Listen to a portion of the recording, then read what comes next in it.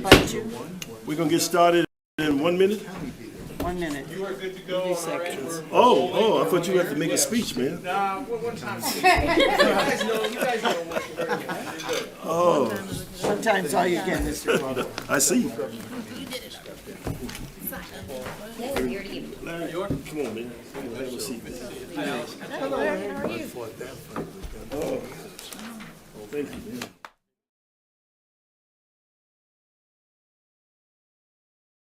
Get started, so we're gonna get started. Calling the Natural Resource Committee meeting to order for November the 3rd, 2025. Will you rise and with me and join me in the pledge of allegiance to the flag? I pledge allegiance to the flag of the United States of America and to the republic for which it stands, one nation, under God, indivisible, with liberty and justice for all. Okay, I can officially declare this meeting has met the quorum requirement of the committee members that are here, and I would acknowledge that their statement of compliance with FOIA has been done. So I just need a motion at this time to approve the agenda. So moved. Okay, it's been seconded. Seconded by Mr. Passman. Any questions? Those in favor, please indicate by saying or raising your hand. Okay, it is unanimous. And then we have the minutes of October the 6th, 2025. I'll make a motion to adopt those. Okay. Second. Any discussions, comments? I just- Yes, go ahead. One item, when Councilman, Chairman York Glover left, do we need to note that Councilman McEllen took over as vice chair? Yes, I yes. should. Yeah, make Okay. those corrections. If we can just change, just Okay. note when that, at what time. So a motion to. I'll make a motion to amend the minutes to To add that when Chairman Glover had to leave and when Vice Chairman McEllen took over. I make that motion. Is it second? Somebody has to say. I'll second it. Yeah, Okay, Mr. Dawson, I think I heard seconded. That was me. Mr. Bartholomew. Oh, y'all sound alike. Sorry, I'm hanging out down here. Okay. Any further discussion? Just because you're a There's a fireside motion like on, me. the amendment is to include the time that I left. Okay, those in favor of that amendment, please indicate by raising your hand. Okay, it's unanimous, and now the motion as amended is on the floor of the minutes for October the 6th. Those in favor of that motion, please indicate by raising your hand. Okay, thank you. We're down to the public comment. And just want to, we have 15 minutes. I have only one person for public comment? Huh? Yeah. Should be two. Two, okay. The first one is General Mitchell. Yeah. In general, I would like to say that you have 3 minutes. We ask that you be respectful in your presentation and don't refer to any individuals, et cetera, et cetera. Direct all comments to the chair. Well, you and know, go from there. I think you Mr. know Chairman, I must say that while I was looking at the agenda for the minutes, I did see that there's a total of 15 minutes allowed. I did not see, although from previous meetings, I know there were limitations, but I did not see where it limited to 3 minutes. It That's a is when you standard- signed up. That's a standing rule. Yeah, but by that time, I've already made my comments, you know? I worked on this hard. Go ahead. Since there's only, may I ask, please, since there's only 2 of us, that if we could stay within the 15, I have 5 minutes, I'll tell you right now. Could I Just be get allowed started. to do that? Just go ahead, get started. Thank you, sir. I appreciate that. Good afternoon, Mr. Chairman, council members, committee members, everyone present, as well as everyone observing online. By way of introduction, I'm Beaufort County resident Mitch Mitchell, also city council member for the city of Beaufort. Our core team working to support the creation of the first South Carolina Volunteers of African Descent Park included staff volunteers of the City of Beaufort, Beaufort County Open Land Trust, the Institute for the Study of the Reconstruction Era at USCB, the Rigoja Foundation, and 2 senior retired U.S. Army officers, one present here, and Colonel Allen. This project is the brainchild of the late Reverend Dr. Elijah Washington, who was also a descendant of the 1st South Carolina Volunteers of African Descent. I'm here to request your support of Agenda Item 8C, a resolution authorizing the county administrator to enter into a memorandum of understanding with the City of Beaufort for collaboration on the 1st South Carolina Volunteers of African Descent Park. This MOU requests that the county obligate $56,500 towards the creation of the park's master plan. The City of Beaufort budgeted $100,000 toward this project in its 26 fiscal year budget. The total cost of the park is of the master plan is $156,500. This regiment holds an extraordinary place in the history of our country, state, county, and city. In 1862, right here in Beaufort County, formerly enslaved men stepped forward at Fort Saxton on the grounds of what is now Naval Hospital Beaufort to defend the Union and to liberate themselves from the bondage of slavery. Formerly enslaved women were also a key to the 1st South's successes, notably among them Harriet Tubman and the Underground Railroad, and teacher and nurse Susie King Taylor. While the 1st South ranks included soldiers from Georgia and Florida, most of them were Gullah Geechee men right here in Beaufort County. Indeed, they were from areas south of the Broad, such as Hilton Head, Bluffton, and Okatee, and they were from areas north of the Broad, such as St. Helena, Port Royal, Bluffton, and Sheldon. They included men such as William Bronson, the first soldier to enlist in the 1st South Carolina Volunteers of African Descent, and Prince Rivers, who rose to the rank of Sergeant Major in the regiment, and after the war, went on to become a political leader, a state legislator, justice of the peace, and militia officer. He was most pivotal in the establishment of Aiken County, South Carolina. Prominent members of our community, such as Councilman Gerald Dawson and former Coroner Ed Allen, among other African-American Beaufortonians, are descendants of the 1st South Carolina Volunteers of African Descent. The 1st South Carolina Volunteers paved the way for nearly 200,000 African-American soldiers who fought with the Union to end the tyranny of slavery and to reunite the United States.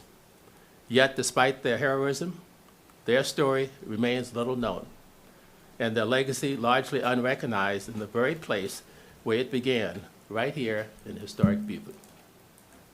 Establishing a park in their honor would provide more than just a memorial. It would serve as a public space for education, reflection, and community engagement, a site where residents and visitors alike can learn about Beaufort County's crucial role in the history of freedom and democracy. This project would also enhance heritage tourism, support local schools with on-site learning opportunities, and strengthen our identity as a place that values history and progress. Located at the gateway to our city on Boundary Street at approximately the intersection of Hogarth and Boundary Streets, our 1st South Carolina Volunteers of African Descent Park will set the tone for both residents and visitors alike as to the historical significance of the city of Beaufort, as well as the overall Beaufort County. By providing the additional funding necessary to fund the park's master plan, Beaufort County would be taking a responsible and visionary step, one that honors the past while investing in our cultural, educational future. The men of the 1st South Carolina Volunteers answered the county's call, the country's call. And now I ask you, as members of our Beaufort County Natural Resources Committee, to support this MOU so that we can move forward with the creation of the master plan that is the first necessary step in bringing the 1st South Carolina Volunteers of African Descent Park to fruition. I thank you for your time, and I thank you for your consideration. Thank you. Our next speaker is the chairman of the school board, Seguir. Colonel, right? Colonel, Yeah. Colonel. he just loves to talk to us. Welcome, thank you very much. On September 16th, the school board voted to direct the superintendent to negotiate and accept the generous offer by the county council and the Green Space Committee to accept the property on the east side of Cougar Drive, the main entrance, right now the main entrance to Ladies Island Middle School. This is a natural and appreciated addition to the Ladies Island Middle School campus. And we're excited to have it. The kids are excited to have it. We're going to be able to use the small amount of open space for our garden or other outdoor activities. We have no plans to do anything more than to cut the brush down so it looks exactly like the west side or the other side of the drive. And it's appreciated, and thank you very much for making it happen. Thank you. Okay, just a real quick correction. East, just reverse the two, east-west. Yeah, reverse the two directions on your presentation. We're dealing with the east side. The purchase on Cougar Drive is the west side. It's the west, right. Yeah. The west side is what we're looking at. The east side is what we already own. There you go. Okay. Okay. Okay. Thank you. Thank you. Moving the agenda, we're down to item number 7, which is a discussion item of amending the Community Development Code to permit storage containers as structures for agricultural use. The chair will entertain a motion of discussion for that. We don't need a motion. You don't need a motion now? Okay, I'm trying to, No action is Not going to for be taken. discussion. I understand that, yeah. Go ahead, it's for discussion purpose only. Okay, and I'm just here as staff to provide background or what parts of the ordinance that I think are being called into question right now. So shipping containers as structures are not permitted in our community development code. And there's 2 sections that address them. One is accessory buildings.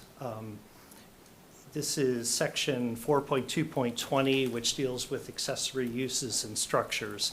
But it specifically states accessory buildings, tractor trailers and shipping containers may not be used as accessory structures. So we have that part of the ordinance. And then there's another part of the ordinance, this is in architectural standards, that basically states the use of any shipping container or the like travel trailer or recreational vehicle, RV, as a primary or accessory structure shall be prohibited in all zoning districts. So those are the 2, and we do have parts of the ordinance that provide flexibility for agriculture, specifically in a rural area when you have a primary structure, a house, and then you have your accessory buildings, they still have to be smaller than the primary structure. They're not supposed to dominate. But with agriculture, that's obviously exempt. So you could have a barn or any other kind of agricultural structures.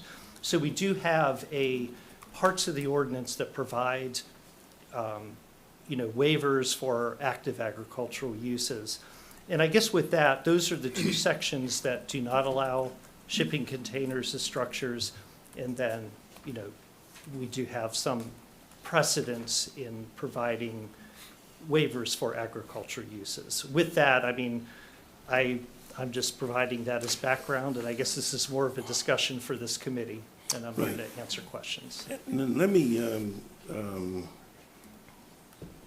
also add the reason why this is being brought up. There's a lot of uses right now for agriculture with these containers. One in particular, there's a lot of there's production right now being done with mushrooms production. There's production of hydroponic lettuce, et cetera, green.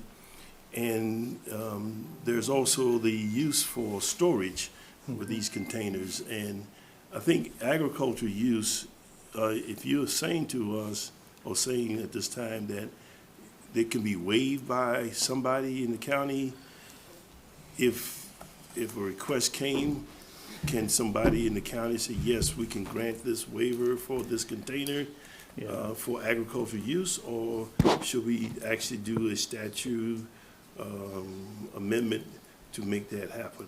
Which, It would be my recommendation, if this is what this committee wants us to look into, that we have the language specifically, for active agriculture uses, that these can be used. Now, where I'm a little fuzzy on, I know that we did permit storage containers, I think for somebody who's cultivating mushrooms, and our zoning administrator could probably provide you with more details on that. I know that there was some flexibility with that, I think because it was directly related. But in general, we don't have any language that allows that waiver. So I guess what I would be recommending, if that's the interest, that we Sure. make those amendments. okay. I think where we're headed with discussion is, if it's going to be an exempted use for agriculture, it really should be something that's part of the code as opposed to a Yes. discretionary situation. Yes. Because the less that we're kind of put on the line to make a tough decision like that, and if it's spelled out in the ordinance, then we're able to have guidance there. Yep, go ahead, Ms. Howard. I saw a presentation by someone who was growing lettuce in the hyper, and also like storing things like hay and other things that need to be kept dry in an agricultural setting. I think it would be good to add language too, so that it's clearer without having to go like to the zoning board of appeals necessarily. Yeah, and, our comprehensive plan, obviously, very strong in supporting agriculture. So if this is something that is needed for, as people adapt to new conditions, and certainly, I could see the comprehensive plan getting behind it if that's the interest of council. Is there anybody in the audience who is advocating for this here today? What a shock. Okay, hold on there for a second. So now that we have an advocate, I suppose we'll have an opportunity to hear, but in consideration of moving forward that this may be granted, will there be restrictions placed on the size of the container, the material of the container, the color of the container? Will there be setbacks involved with all this? Is all of that part of the discussion we're going to be having here today?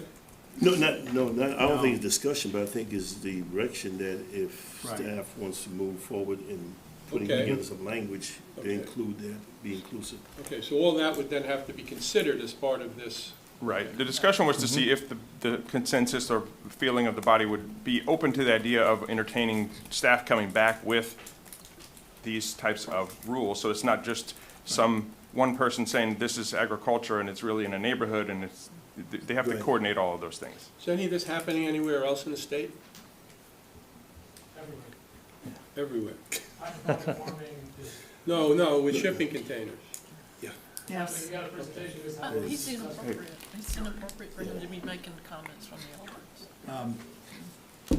Oh, I'm sorry. No, it's okay. Yeah, I'm sorry. And I'm sorry to jump in on this. I believe the complete prohibition was passed prior to me getting on council. Yeah. Why are we even regulating this anyway? Couldn't we just adopt the international building codes that we adopted from 2021 and incorporate it we all talk about affordable housing. Okay. Why aren't we expanding this conversation and letting it be a building material along with the agricultural use? Why are we even regulating it? So there's a lot to unpack there. What we're talking about today is an agriculture exemption. No, I and- get that. Right, and when we come back, we will define what agriculture use is, all of the parameters around agriculture use, and we will include that in the language that we bring back. It seems we have a consensus that it would be a good thing, so we'll go back and do that. When you talk about shipping containers as either storage or as dwelling units, they can be used as building materials in accordance with the building code. What they cannot be used for are exempt-sized drop-in place storage or accessory units. So it's a very nuanced thing. It's not just carte blanche across the board, you can't touch a shipping container. It can be an integrated material in an otherwise compliant house. You can absolutely do that under the building code, and there's no prohibition against that. What you cannot do is buy a welding torch, cut holes in it, glue windows to it, drop it in your backyard and live in it. That's what the prohibition is for. And you can't buy one that's 8 by 20 or 8 by 25, which would be exempt from the building code because it's under 200 square feet, get a zoning permit for an applicable size storage, a storage building, and have them bring it and drop it in next to your house. That's what you can't do. So we like the current rules that are in place. It has worked beautifully for more than 2 years. So, yeah, there are exceptions and ways that people can use them. And what we've put in place, what council put in place a couple of years ago is, it works and it's very logical. So, but happy to have a discussion if we need to. So, thanks. I have a question. So you Yes, put these Let shipping. me make sure Dave is finished. I'm done. Okay, go ahead. Thanks.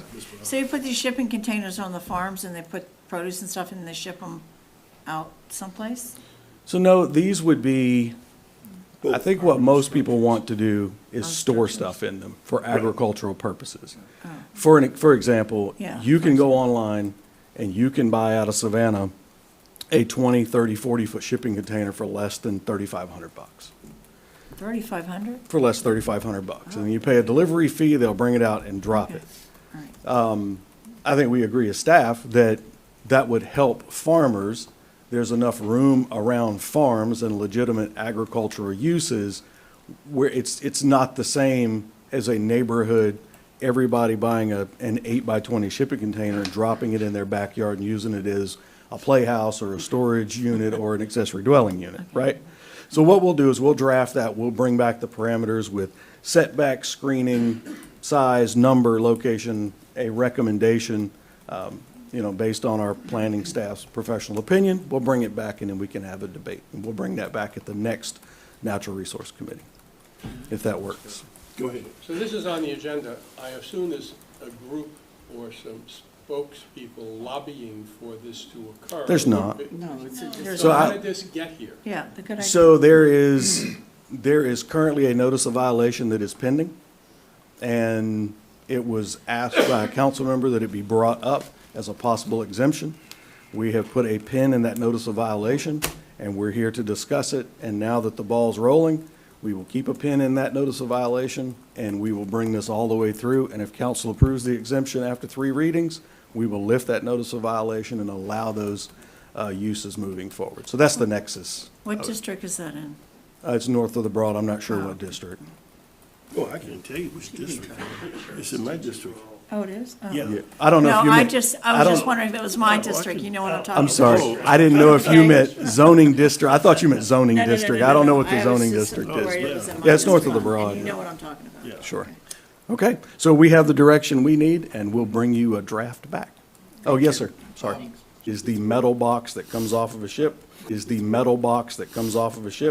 that can be just dropped on the ground. So then we have to really define. We shipping absolutely will containers. do that, yes, sir. It's a good, great point. Please do, yeah. Yeah. That'd be great. Any other questions, comments? Okay. You have a marching order? We got it, yes, sir. Thank you very much. Okay.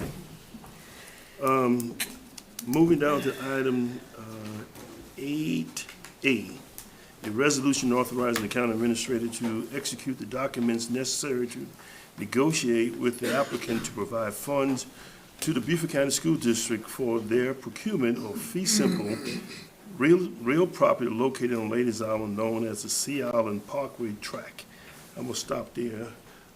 With a final purchase price not to exceed the requested amount of $2,250,000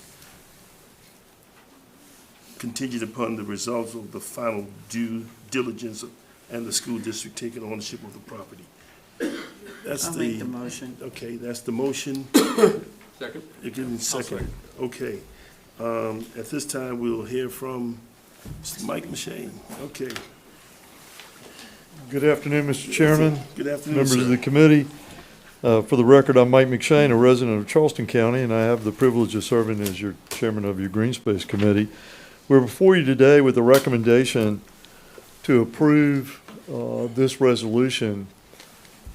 First, if I may, Mr. Chairman, take a moment and distinguish with great appreciation Colonel Geyer and the school board for really collaborating uniquely in this project, not only with the school board and Colonel Geyer's leadership, because I think candidly, Colonel Geyer, you recall there was not quite understanding what was in the beginning, was thought that maybe we were trying to force the school board into buying a piece of property versus, no, sir, we're willing to buy the property, but for you to then take ownership of it and really expand the educational opportunities at middle school, which is frankly, my view, the most pertinent time to involve that age children into outdoor natural resource considerations on that. Your county engineering staff, your county public works staff, as well as your planning staff have all been extraordinarily collaborative working with the green space through this, because we know at some point, and I don't have a calendar on that, but Sea Island Parkway, I'm sure will have some measurement of impact, as I recall, correct, and some improvements to do that. So what you have before you today is the request to approve a resolution indulging the county school board to finish some negotiations with the seller of this property, and so we put a cap on that. I have great confidence the seller understands the value and that we will not be exceeding anywhere coming close to that cap on that, as he smiles behind me. Because this actually sets, I think, a really great example of where an individual landowner brought to the green space this project, and in that deliberation was determined that the best route was really to work with, in conjunction with the school board, and as reported earlier, the school board made a decision in mid-September to accept this, and Green Space stands proudly to be a part of that.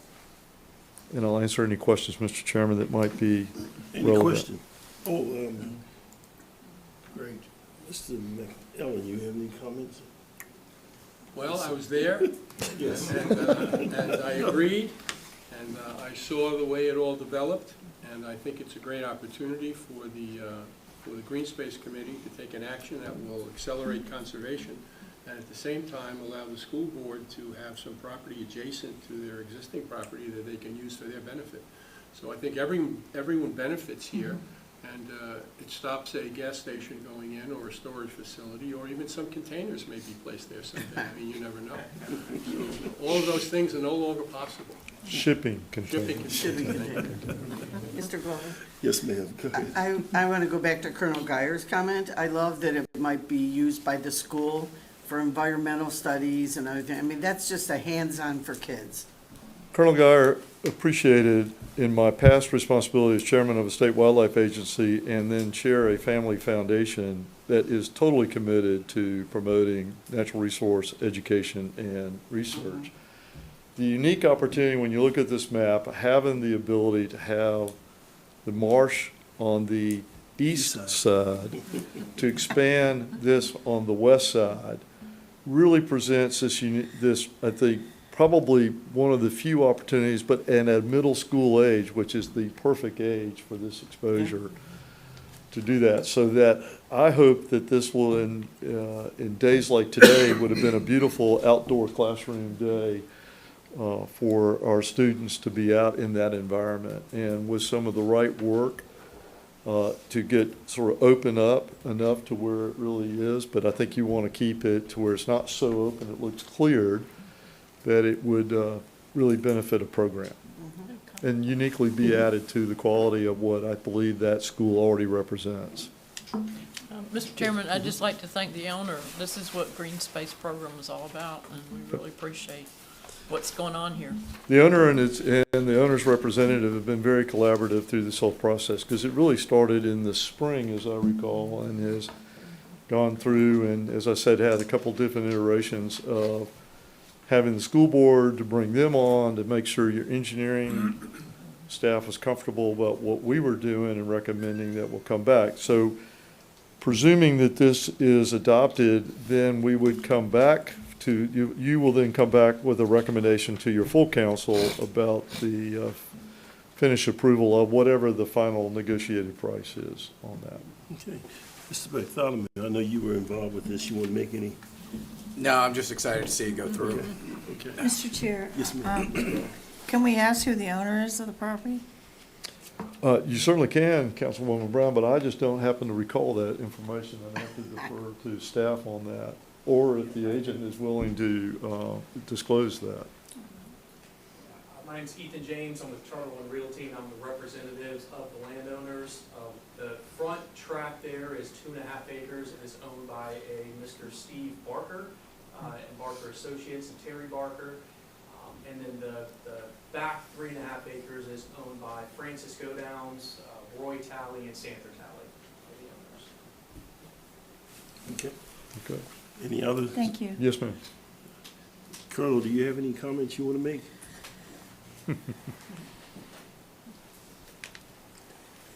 This really comes at a great time because we are going to rebuild Ladies Island Middle School. That school is going to be built behind the existing school.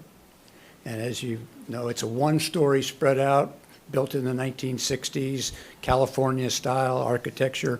And we're getting a 3-story, smaller footprint. And then we're going to tear down the old school, and we're going to move the athletic fields toward the road. And so this just fits right in to the campus view of that middle school. It's just a perfect addition to it. Super. Any other question, comments? The motion is on the floor to move forward with this project. If there's no other question, those in favor, please indicate by raising your hand.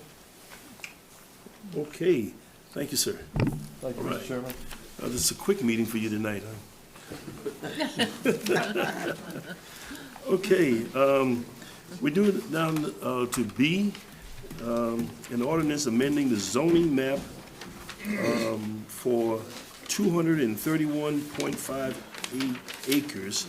And there is about 16 parcels that I'm not going to read all those numbers. But I would love for, from S1, TR2, TRHN, T4HC, and C4CCMU, and C5RCMU to T1NP, Natural Preservation. Yes. Yes, sir. Okay. I will make that motion. Motion by Mr. Passament and seconded by Mr. McElvin. Go ahead, Rob. Okay, well, had the unusual privilege to bring before you a large-scale downzoning for a change, and hopefully one that I think council will be pleased with. This is actually the second time we've come before council. The other time was about 3 years ago with a list of properties that were purchased through Rural and Critical Lands Preservation Program and owned by Beaufort County, so purchased fee simple, that are located in unincorporated Beaufort County, that they still retained their original zoning from before when they were purchased, which now that they're under preservation, we're recommending be zoned T1 Natural Preserve. We did this before with the series of rural and critical properties. Now that the program is wrapping up, we wanted to come in with additional properties with that request. I have some aerials that'll help kind of run through the properties. It's 16 parcels, but really it's 13 kind of individual rural and critical purchases. So, this is kind of hard to map because they're all over for the county, but we do have some areas where they're clustered together. Okay, so this is the Burton area. You have the city of Beaufort that would be off to, I'm getting my directions mixed up if you look at, I guess it would be off to your right if you're looking at the map. And, you know, to the left would be the Broad River and the air station up north of this property. But in this area, these two properties are the Adams Tract, that's two parcels in the Boundary Street Vista. So these are some of the properties, and there's about 5 more of these slides, just to kind of run through. And if any questions about the location, I could certainly fill in on that. This is north of the previous map, going up toward the air station in the Grays Hill area. And this is the Amgray tract along Highway 21 going north of Beaufort.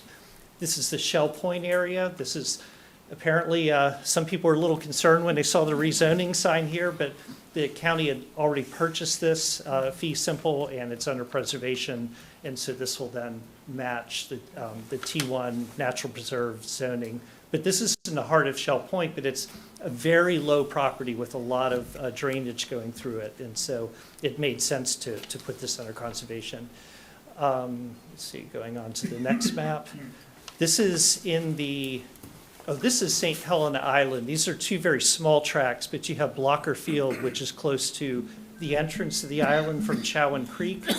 And then there's waterfront property at Bermuda Bluff, or right outside of the community of Bermuda Bluff that were purchased. And so those two are being proposed to be downsized to T1 Natural Preserve. Following map, this is the Okatee area, kind of north, close to the Broad River. We have the Jeter Tract, which is, this is not on Lemon Island, but after you cross the second bridge over Chichessie Creek. This is off on that side where there's very little high ground and it fronts up to the marsh. You have the Altamaha Extension, which is right next to a large county purchase, one of our first rural and critical lands purchases with significant archaeological resources. And so, and then of course you have Camp St. Mary's, which was kind of brought into the rural and critical lands program. Next slide, this is the kind of greater Bluffton area going south of the last slide, but you have Baxter Tract, which is along 170, just north of Riverbend. Barrel Landing, this is actually one small parcel that was kind of a missing puzzle piece that's part of a much larger preservation in that area. Okatee River Park, which is right next to Pepper Hall, which we're currently working on, and Paso Park in that area. And then Davis Road Tract, which is also it connects some other properties that are preserved by the county. So this is an overview of the properties that we're bringing forward today. This is recommended by staff. We work closely with Passive Parks program, so this rezoning does not impede the development of these as passive parks. It pretty much allows those uses, but it really, I mean, I think the main purpose here, the program and its guidelines limit the development of these properties, but this kind of provides some, I guess, another level of protection and a message to the public that the county is serious about preservation of these properties. So, for that reason, obviously this is staff bringing it forward, but we believe that this, we're recommending approval, that we believe that it is consistent with the comprehensive plan. It furthers and secures the implementation of preservation by the Rural and Critical Lands Program. It's not in conflict with the Community Development Code.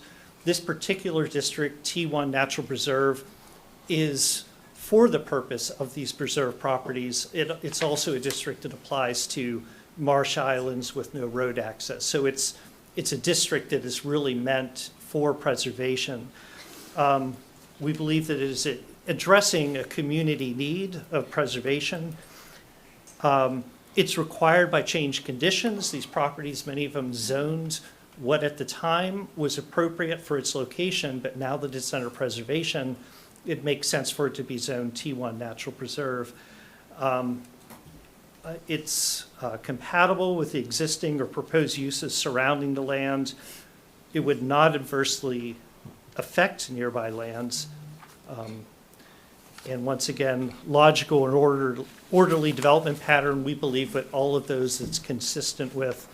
It doesn't result in any adverse impacts on the natural environment. If anything, it provides an extra layer of preservation. And then finally, it is because of the restriction of uses, it's adequately served. It's not necessarily drawing a demand for things like, transportation, the types of things that we normally are concerned about with a zoning amendment. We believe that, the preservation is obviously a step in the direction of trying to limit the impact on these resources. So we believe it's consistent with that as well.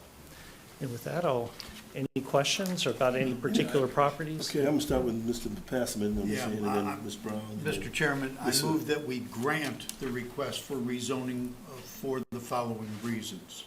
The request is consistent with the goals and policies of the comprehensive code and the purposes of the development code. It is not in conflict with provisions of the development code and/or our code of ordinance. It does address a demonstrated community need. It is required by changed conditions. It is compatible with existing and proposed use of land surrounding this land. It would not adversely affect nearby land. It would result in logical and orderly development patterns. It would not result in adverse impact on the natural environment, and it would result in development that is adequately served by public facilities. And that's your Just one second? question. You gonna second that? Right, no, Oh, no. that was you. I have a question. I have some questions. Yeah, We have to have a second first. Right, Mr. I'll do that. McAllen, let's second it. Go ahead, Ms. Brown. Okay, thank you, Mr. Chairman. Yeah. Who came up with the idea, who chose these properties? These are all bought through the Rural and Critical Lands Preservation Program.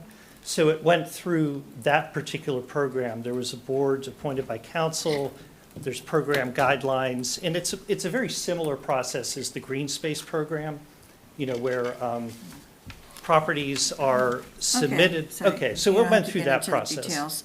Barrel Landing, who owns that property? Well, all of these are owned by Beaufort County. Are owned by Beaufort County? Yes, yeah, So we're just changing the zoning? correct. Why?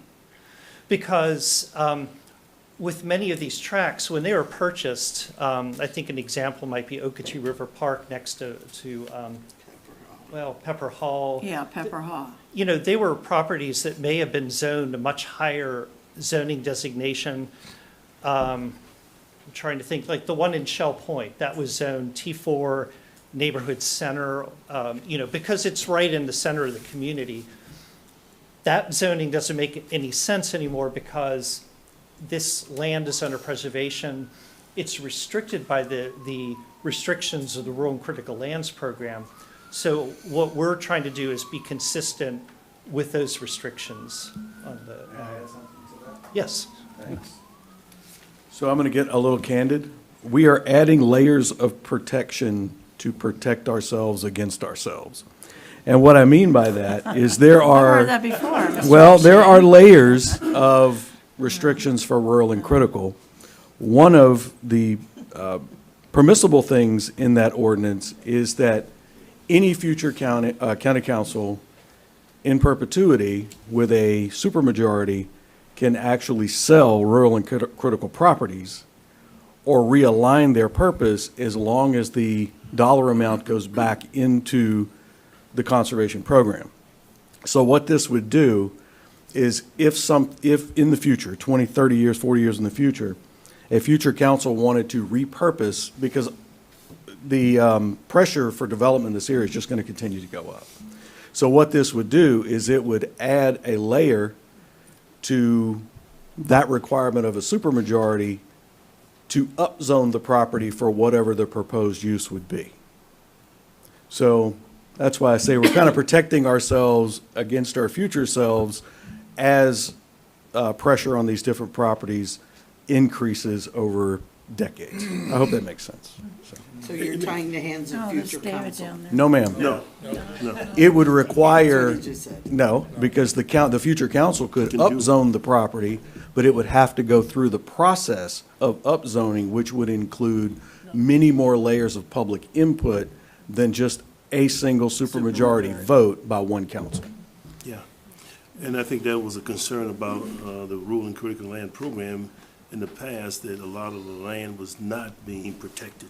So this would give Sure. us another layer of protection stuff. Somebody made a reference to green space. Green space properties are protected in perpetuity. Yeah, Ms. Brown, you finished? I am. Okay. Thank you. Thank Just to you. be- David is down there. No, here. Sorry, I didn't see you. Yeah, You're in my sorry. blind spot. Okay. Sorry. Just to be clear, all of these are preserved properties. There's no buildings on them. They're all vacant. When I say Let me- buildings, I mean there's no residences on them. No, and Stephanie could run, some of them may have May some have, legacy yeah. It's okay. structures, Yeah, yeah. but they're all owned by Beaufort County, and so none of these actions take away anyone's property rights except for our own, I get that. Which- There's no development on any of them. They're already in the program. Other than passive park development. Right. There are some structures. There are. Yeah, there I'm not are. alarmed about structures. I just wanted to make sure that there were no inhabitants. That's all. Okay. No, there's no inhabitants, but not all of them are previously undeveloped or completely vacant. Some are, some aren't. And then like Okatee River Park is currently in construction. Okay. Thanks, Steph. Steph, before you ask this question now, I thought there was a property that we had that we were renting to somebody in the Okatee area. They were paying us rent or? We used to have several leases, and some of them have gone away. I got So you. we did have one lease on a vacant land in the Grays Hill area, and that went away like 5 or 6 years ago now. And then we currently have 2 leases, one with the Soil and Water District at Crystal Lake, and one with a church at one of our Chichester properties. That's the one, okay, okay, go ahead. You I'm finished? done yet. Thank you. Yeah. All right, so a couple of things. One, is any of this going to be considered spot zoning? No, so the purpose of the district is meant for this purpose, for preservation. So, and we've done it in the past, we have a precedent. I meant you know, around where- the adjacent properties that are surrounding that, each one of these. Does it create because I think in our former, or previous explanations before, changing the zoning that is incompatible with the adjacent uses is an issue and considered spot zoning. I just want to make sure I fully understand that we're not creating a spot zoning issue with these properties. Yeah, it is, it is my professional opinion, because of the definition of the district T1 natural preserve, that it's really created for this purpose. I mean, it's created for preserved properties. So in that case, yes, these are scattered. We do have a few other examples in our ordinance. We have something called T2 rural neighborhood that is defined by the number of lots that are smaller than 5 acres. So if it's in a definition and it meets the requirement of that district, then we believe it is, supported. It's a little different than if you have a district that's, let's say it's, the purpose is to be part of a regional commercial area, and it's in the middle of an area that's not regional commercial, surrounded by residential properties. That would be, because it's, doesn't meet the objectives of the district, and it's surrounded by other properties, we believe that would be spot zoning. Okay, and then following up with that, if we do change these designations, and under the rural and critical, we have the ability to sell these in the future, Yes. does dropping it to T1 MP reduce the overall market value of it and limit the ability to recover to go back into the program? Okay. Does that make sense? Yeah. What I'm trying to say? Yeah. If we take away the C4 or C5 use and put in the T1 MP, and then we go and sell it as a nature preserve, it's going to limit the value of that property back on the free market in comparison to the use it is now. Except for the fact that council would hold all the cards in upzoning it to allow whatever you're selling it for.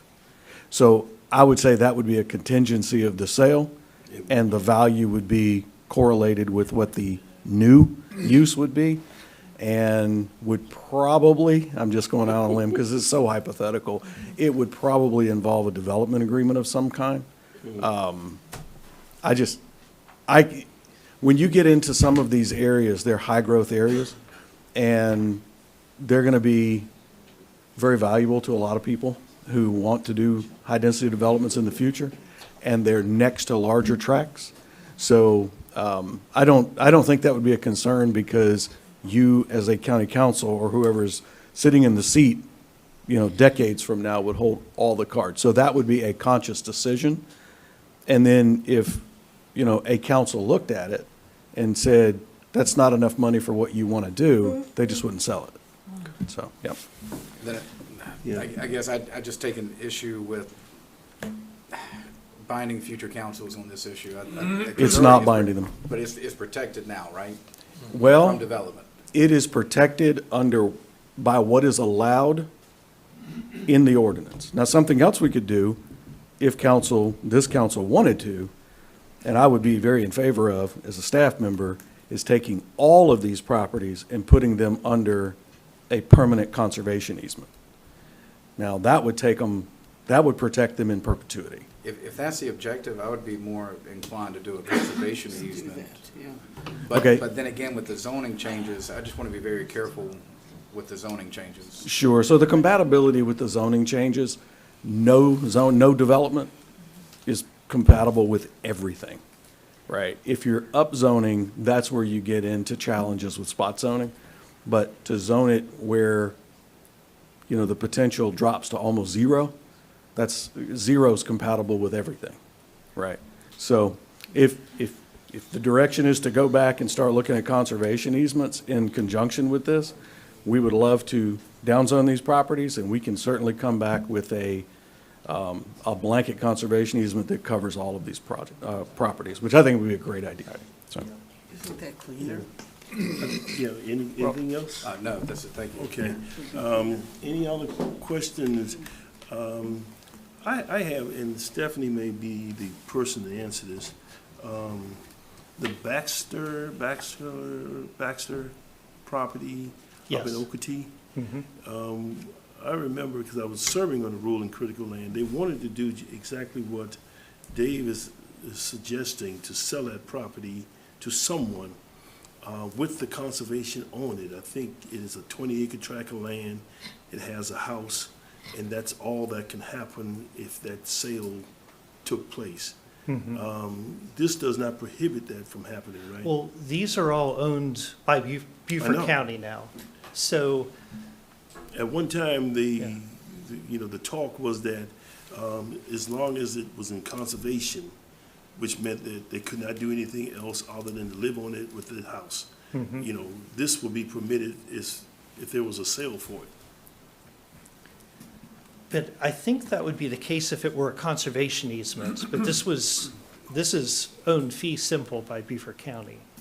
So, a lot of So we times own it, we enter okay. into agreements like that Gotcha. when there's a conservation I easement. got you. Okay, Yeah. okay.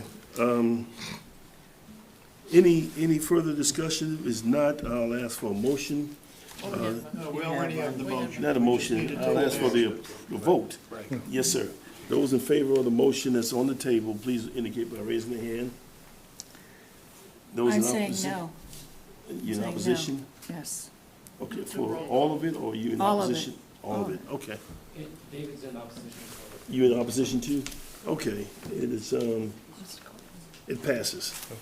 With two in opposition. Oh, no, I'm a yes. Okay, all right, so Yeah. it's just the two no's. Yeah, Okay. okay, thank you.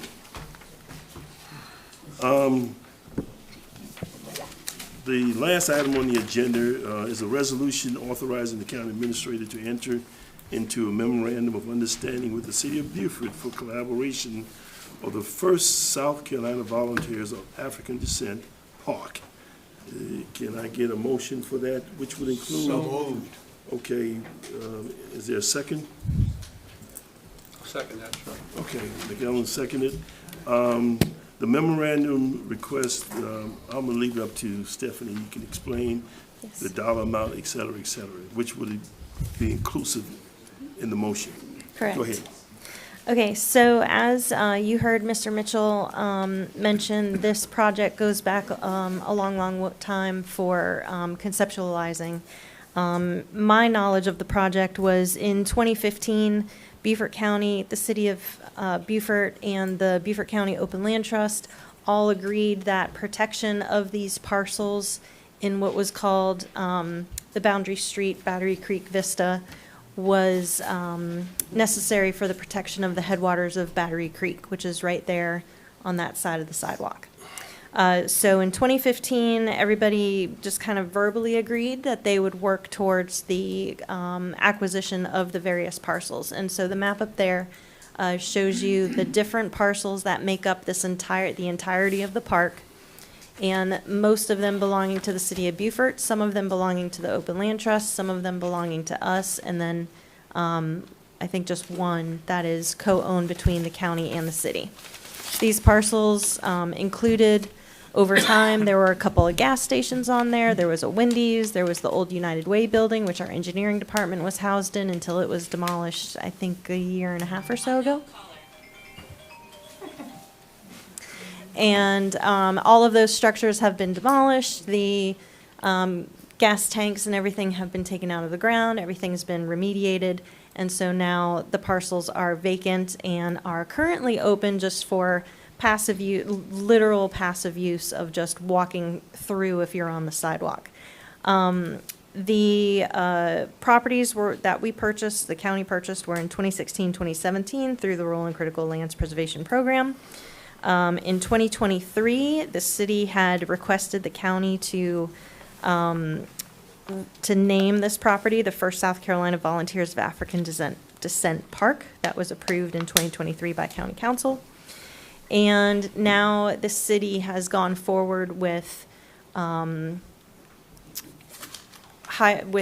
advertising, bidding for a planner to plan a park using the conglomerate of all of the parcels. So the MOU that is before you basically formalizes that request. So the county is approving the use of the county-owned properties as part of the park. It is also approving our collaboration with the city and supporting them in obtaining grants for future construction of the park.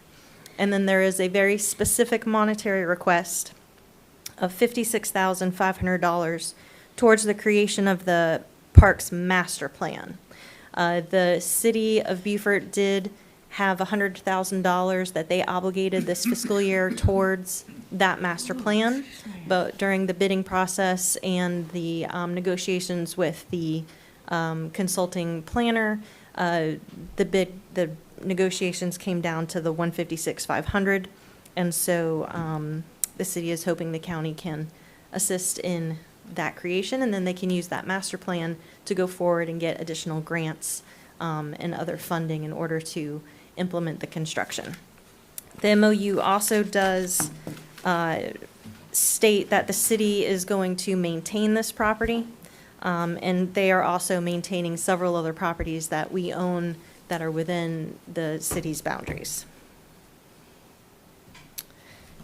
And I think I hit, and the funding is available in the Passive Park construction account that I've been using to do things like Okeechee River Park and Whitehall Pier and Dock and other properties that we have going on. So I do have the funding available in that account.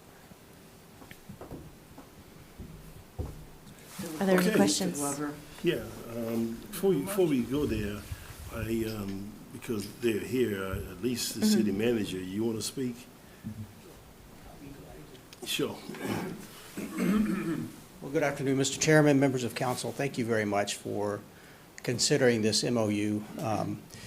It is important because the first bid that we got back from our design firms were a lot higher than we anticipated. And we have negotiated down from about $600,000 to $156,000 in the current proposal that we have. We've narrowed the scope of it considerably to produce a conceptual design, which, as Stephanie said, will allow us to have a product that we can go forward and try to raise some funds to get this park built on as little taxpayer dollars as possible. And so your $56,000 that you could throw in here for us would enable us to move forward with that contract and is a critical step in moving forward with the entire project. Okay, I'm going to open up for discussion at this time. Ms. Taverny. So I have a question on the MOU, which is page 52 in the packet. it says, on one of the whereases, the county and city intend to collaborate on public access, passive recreation, and cultural interpretation improvements on the property. Does that mean that the city will be asking us for funds to create this passive park? That's my first question. You can answer that. No, the city. Well, that's what I it knew I says. should have stayed up here, Ms. Tamann. The answer is we don't know yet. We would hope not. We would hope that through private donations and other grant sources, that we would garner enough interest in this park, that we would have most of the park funded. If that does not occur, then there's a chance that we may come back to you for a request. I can't guarantee right now, standing here, that we won't come back to you. Really? I can guarantee you that we'll try not to, and Yeah. that will be a last resort. So, does that answer Okay. your question? Yes, but now I have a question on number 2, financial, if you roll down. Financial contribution, this paragraph makes no sense to me. The first thing says, this MOU does not obligate county or city funds. And then it goes on to say at the last sentence, however, the city intends to obligate $100,000 and the county intends to obligate $56,500. So it should say, if you take that first sentence off and leave the rest of it, and then it should say, the MOU does not obligate county or city for future funds. This MOU is for $56,500. But Correct. the way it's written, it's contradictory in that financial contribution. I don't know what it's doing. Okay. So this MOU does not authorize the expenditure of those funds. Correct. That is a separate action. So the MOU does not obligate the city or county to the funds. The $56,500 is underneath the threshold where staff can authorize that expenditure. Correct. What we're looking for in the MOU is council's blessing on the project as a whole, as described in the MOU. I think you missed my point. The first sentence says, the MOU does not obligate county or city funds. Correct. The last sentence says, we will obligate $56,500. That's contradictory. Take the first sentence off. Yes, ma'am. And leave the last one, which is what he's asking for. We're not So- asking, that's a contradiction. Sure, it says I don't know about intends, it says intends to obligate, it doesn't say I know that's kind of mixing words, but the MOU itself does not obligate the funds. We're I just understand. stating that the intention is to partner with that split for the master plan, which would be a separate action I understand to the that. MOU. But this paragraph makes no sense to me. It's contradictory. It's government. It's government, that's not the answer. That is the answer. Yeah, I understand your confusion, but staff's intent and the city's intent is that this is not the financial obligating instrument. This is just the obligation to collaborate on the park there. And if you buy off on that, okay, then staff will work with the administrator to obligate the funds. That's separate. Because it's below council's obligation authority, they didn't have to bring that to you. It came to you as an IGA between us and the city to go forth on the park concept. So if you're okay with that, for them to go forth with that master plan, that's what this really addresses. That's all excessive language as far as the intent of the spending, stuff like that. That's just background information, I think, is the point that Chuck's trying to make. So what's the point of the first sentence? That's my question to you. The last If- sentence is relevant. Well, you could take them both out, because again, this is not a Oh, no. financial obligation instrument. This is just the desire to go forth with the master plan. And if you give your blessing, then staff will go forth in discussions with the administrator to obligate the funds for that. So they're not asking you for the obligation of the funds or to address the funds. They're just asking you, are you okay with the concept in joining the city in a joint master plan for development of the park? That's the purpose of this MOU. David? I don't like the Mr. wording, Chair. sorry. What, Finish. I'm done. Mr. Chair, if I may, I am 100% behind this. I think the collaboration is great. Every opportunity we have to collaborate, I think it's best case scenario for all. I had some sticker shock with the 156 total. I talked to Councilman Mitchell over there about this last week. You said it was 600,000 the first go round? That's what he said. Yeah. recollection. Who is this? I'm sorry. Who's doing this? The scope of work changed quite a bit. So the initial bid included everything and the kitchen sink. Okay. And then through the negotiation process, it was whittled down. I was on the selection team with the city staff.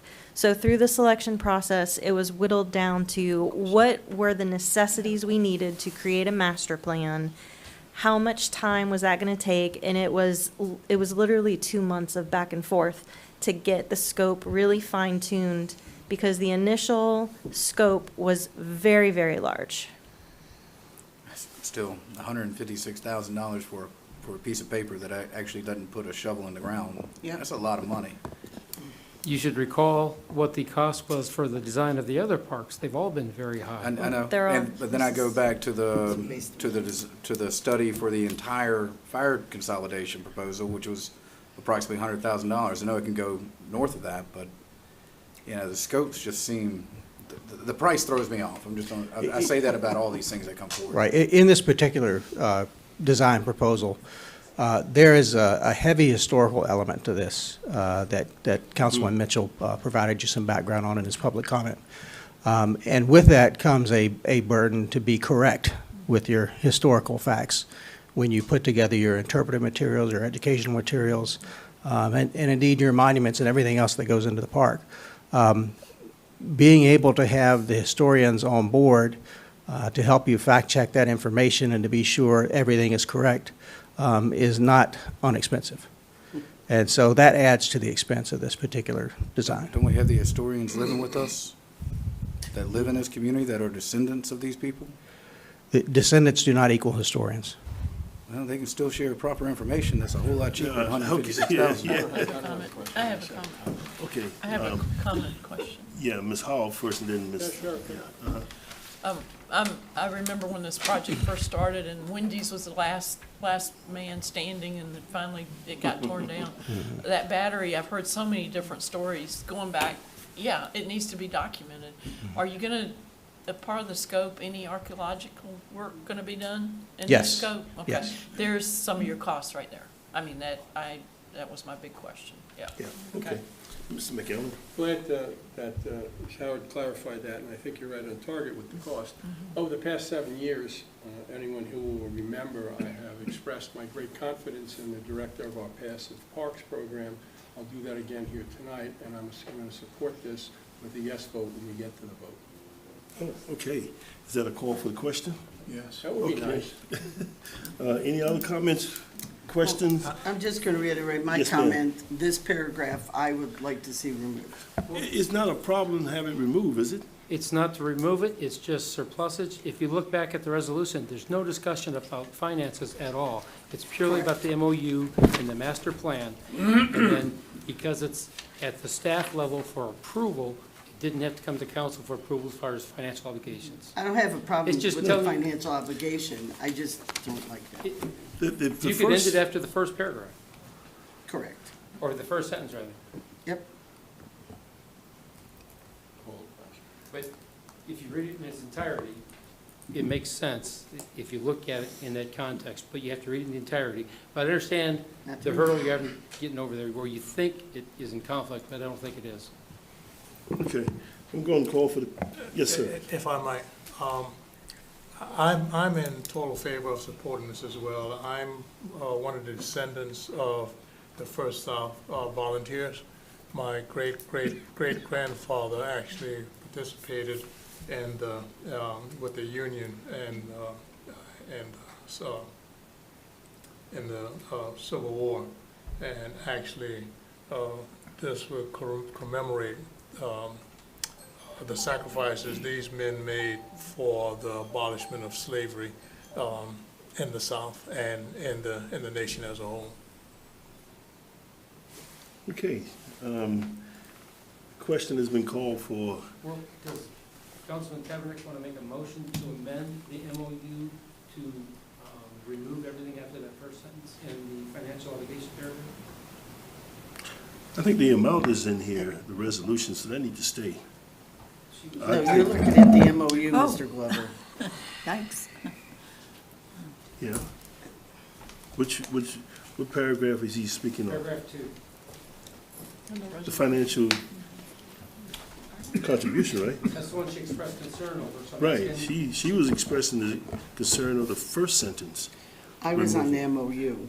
Yes. Yeah, the MOU itself. Yes. Am I not looking at the MOU? So if you still have those concerns, did you want to make a motion to amend to remove the looking at language that after the first Yeah, that's what- sentence? Yeah, that's MOU. Right. Yeah, I would make the motion to remove everything after that first sentence. That's my preference. In paragraph 2. So is there a That second? doesn't mean everybody else. I'll is second there. it. Okay, now, when you, What are you moving?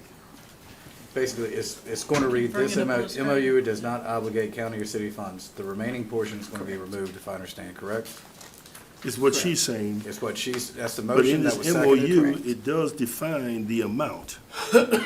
And I Well- think the amount needs to be there. Well, we're going to come back and appropriate that later, Yeah. aren't we? You don't have Doesn't to need to be appropriate there. it. No, we don't have to. That's at the discretion of the county administrator, Yeah. to my Yeah, it doesn't understanding. need to be there is the point. Yeah. Because the county administrator can approve So you it. just need to take a vote on the motion as the amendment. Okay. We have a motion, an amendment. and Amendment to the second. motion. Those in, any other discussion has been properly motioned and seconded.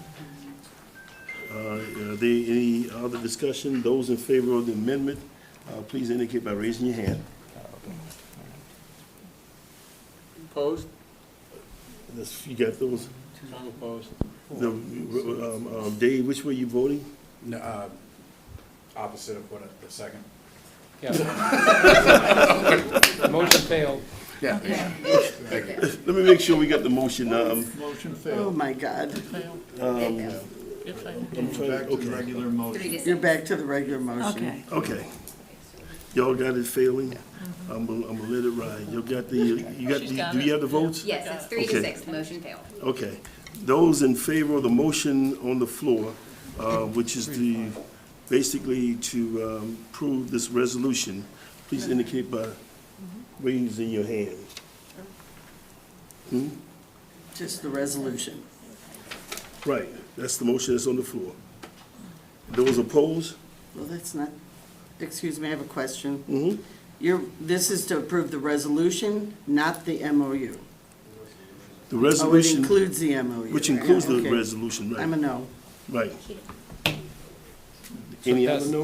It passed 7-1. Yeah, correct. Okay, And the other vote was 3 3 to to 5. 6. 3 to 5. There's 8 members. 3 to 5, 5. sorry. 35. Said higher than that. I Okay, can't count today. I think, Thank you, Stephanie. yeah, thank you. I think we're down to adjournment, and I think we We are. need to go ahead and adjourn.